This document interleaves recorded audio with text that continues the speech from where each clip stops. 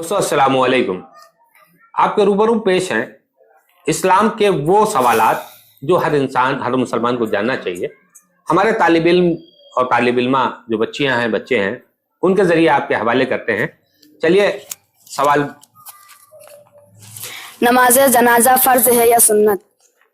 बेटा नमाज जनाजा फर्ज किफाया है और फर्ज किफाया उसे कहते हैं कि अगर कुछ लोगों ने अदा कर ली तो हो जाएगी, वरना पूरी कौम उसकी गुनहगार होगी। कोशिश करना चाहिए कि पढ़ लेना चाहिए, क्योंकि मेरी भी नमाज जनाजा पढ़ाई जाएगी। और नमाज जनाजा बेटा मग़फ़िरत की दुआ है। और बेटा दूसरा सवाल, मर्द के कफन और औरत के पीस कितने होते हैं? मर्द के 3 कफन होते हैं। एक होता है लिफाफा जो सबसे पहले बिछाया जाता है, दूसरा आता है इजार जो मर्द का हो या औरत का किसी का भी होगा, तो लिफाफा जो होता है वो सबसे पहले बिछाया जाएगा, जिसको हम मूठ करके बांधते हैं। तो उसके कद से कम 1 से 1.5 फीट बड़ा होता है। तो मूठ बांधते हैं ना उसके सिरयाने पैतियाने, लिफाफा उसे कहते हैं। इजार जो है वो कंधे से लेकर के गट्टों तक होता है। और मर्द के 3 हैं, लिफाफा पहला, दूसरा इजार, उसके बाद एक कमीज। औरत के 5 है, उसका भी एक लिफाफा, एक इजार, एक कमीज, सीना बंद और सरबंद। 5 औरत के 5 और मर्द के 3 पीस होते हैं। ठीक है बेटा।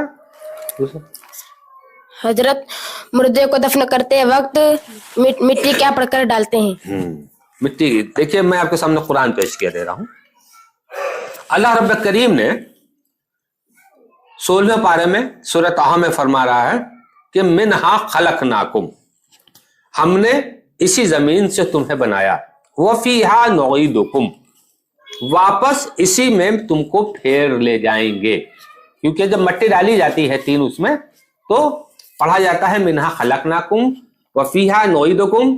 तीसरी आयत वमिनहा नुखरिजुकुम तारतन उखरा, इसमें लिखा है कि और उसी से तुम्हें दोबारा निकालेंगे। लोग कहते हैं अक्सर अरे मरने के बाद देखा जाएगा, ऐसा नहीं है। अल्लाह रब्बुल करीम ने कुरान में 16वें पारे में सूरह ताहा में साफ फरमा दिया, मिना खलकनाकुम, तुम्हें खनिकती हुई मिट्टी से पैदा किया है, वफिया नुईदुकुम, वापस दे किसी मिट्टी में मिला दिया, वमिनहा नुखरिजुकुम तारतन उखरा।